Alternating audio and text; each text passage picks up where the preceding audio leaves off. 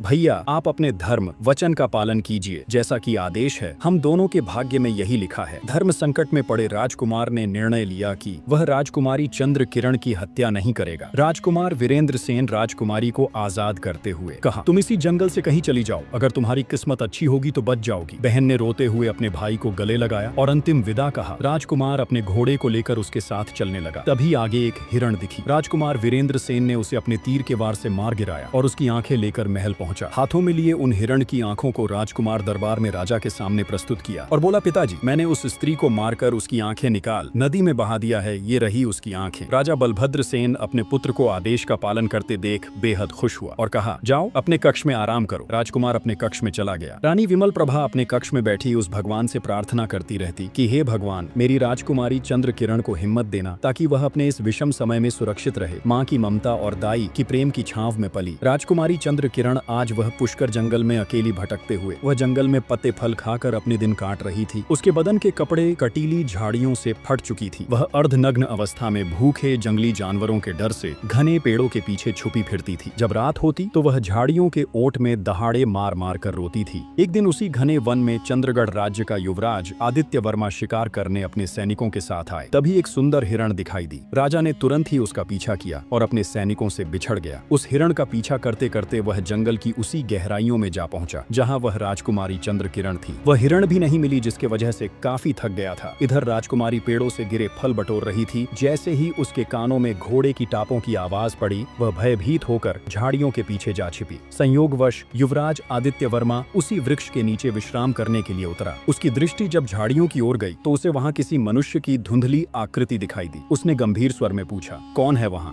बाहर आइए, डरने की कोई बात नहीं। लेकिन कोई जवाब नहीं आया। राजकुमार ने फिर से कहा, अरे तुम कौन हो और इन झाड़ियों में इस तरह क्यों छिपे हो? जो भी हो, डरो मत। युवराज अपना परिचय देते हुए कहा कि मैं चंद्रगढ़ का युवराज आदित्य वर्मा हूँ। मैं वचन देता हूँ कि कोई हानि नहीं पहुँचाऊंगा। राजकुमारी इतनी बात सुन उसके मन में एक भरोसे की उम्मीद जगी और तभी झाड़ियों के पीछे से राजकुमारी बहुत टूटे हुए शब्दों में बोली, हे राजन, मैं एक अत्यंत दुखी स्त्री हूँ। मेरे वस्त्र तिनका तिनका होकर फट चुके हैं। मैं अर्धनग्न अवस्था में हूँ, बाहर नहीं आ सकती। तो कृपया कोई वस्त्र मुझे दें ताकि मैं अपने तन को ढक कर आपके सामने आ सकूं। युवराज आदित्य वर्मा उस स्त्री की आवाज सुनकर पल भर को ठिठक गया। इस सुनसान जंगल में जहाँ केवल खूंखार जानवरों और जंगली पक्षियों की आवाजें गूंजती हैं, वहाँ एक नारी की पुकार ने उसे भीतर तक झकझोर दिया। वह विचार आया कि जरूर ही निश्चित ही यह स्त्री किसी महान दुख की मारी है। बिना देरी किए राजकुमार ने अपनी अंगरखा से एक साफ चादर उतारी और झाड़ियों की ओर सावधानी से उछाल दी। कुछ क्षण बाद राजकुमारी वह अपने शरीर को उस चादर से ढककर झाड़ियों से बाहर आई। आगे की भाग देखने के लिए चैनल सब्सक्राइब जरूर करें